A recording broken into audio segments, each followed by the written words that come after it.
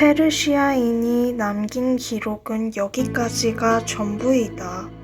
샤니 자작과 페르시아인은 그들을 죽음으로 몰아넣기에 충분할 정도로 끔찍한 상황에 처했지만 크리스틴 다에의 숭고한 희생 덕분에 목숨을 건졌다. 나머지 이야기는 페르시아인에게 직접 들었다.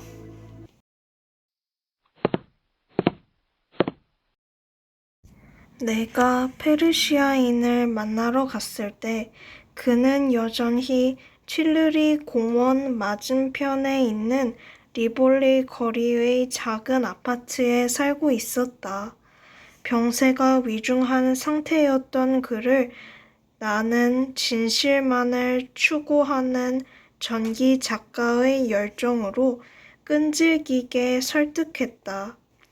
그래서 믿을 수 없는 비극에 관해 들을 수 있었다.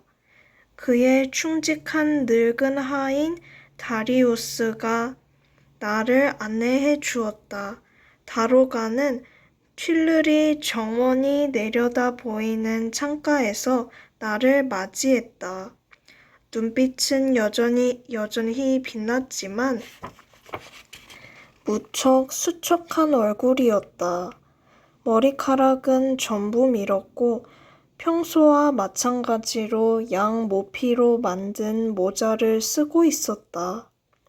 단색의 기다란 코트 차림에 무심코 소매자락을 엄지로 꼬는 버릇이 있는 것 같았다. 하지만 정신만큼은 또렷해서 지난 일을 다음과 같이 생생하게 들려주었다. 그가 눈을 떠보니 침대에 누워 있었다. 샤니 자작은 옷장 옆 소파에 누워 있었다. 천사와 악마가 그들을 내려다보았다. 고문실에서 수많은 속임수와 환영을 겪은 탓일까? 조용하고 작은 방 한가운데에서 또렷하게 보이는 사소한 물건들조차 지나치게 성급한 사람들을 생생한 악몽 속으로 휩쓸어 버리기 위해 만들어진 것처럼 느껴졌다.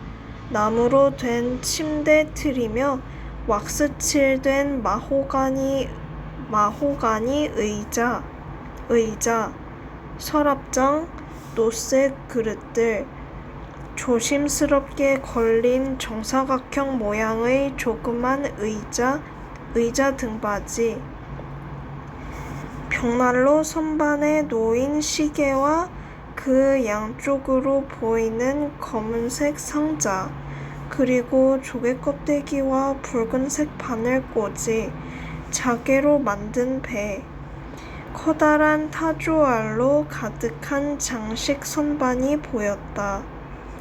작은 원형 테이블에 올려둔 어슴푸레한 램프가 방 안을 조심스럽게 비추었다. 오페라 하우스 지하실 맨 바닥에서 그렇게 촌스럽고 무난하면서 평온한 분위기를 풍기는 가구를 보는 것은 그 어떤 일보다 기이하게 느껴졌다. 그리고 가지런하게 정돈된 깔끔한 작은 방에서 가면을 쓴 에릭의 모습을 보자 한층 더 무시무시하게 보였다. 그는 페르시아인에게 고개를 숙여 귀에 대고 말했다. 좀 괜찮아졌나 다로가? 내 가구들을 보고 있는 건가? 내 가엾고도 불행한 어머니가 남긴 것이지. 크리스틴 다에는 한마디도 하지 않았다. 그녀는 침묵의 서약을 한 수녀처럼 소리내지 않고 움직였다. 그녀가 찻잔을 내오자 에릭이 그녀에게 받아 페르시아인에게 주었다. 샤니 자작은 여전히 자고 있었다. 에릭은 페르시아인의 잔에 럼주를 한 방울 떨어뜨리고 자작을 가리키며 말했다. 그는 멀쩡해. 우리가 자네의 생사를 확인하기 훨씬 전에 정신을 차렸거든. 잠들었어. 깨우지 말게. 에릭은 잠깐 방을 나갔고 페르시아인은 팔꿈치로 몸을 일으켜 주위를 둘러보았다. 크리스틴 다에가 난롯가에 앉아있는 모습이 보였다. 그는 그녀를 불러 몇 마디 말을 걸었지만 아직 피곤한 상태라 다시 베개를 베고 누웠다. 크리스틴이 다가와 그의 이마를 만져보더니 돌아갔다. 페르시아인은 그때 그녀가 평화롭게 잠들어 있는 자작에게 눈길 한 번 주지 않는다는 걸 깨달았다. 그녀는 난로 구석에 놓인 의자에 앉아 다시 침묵의 서약을 한 수녀처럼 조용하게 있었다. 에릭이 작은 병을 몇 개 들고 와서 벽난로에 올려놓았다. 그리고 자리에 앉아 페르시아인의 맥을 짚어보고는 샤니 자작을 깨우지 않으려고 또다시 작은 목소리로 말했다. 둘 다 살았어. 곧 지상으로 데려다 주겠네. 그래야 내 아내가 기뻐할 테니까. 그러고는 더는 설명하지 않고 다시 사라졌다.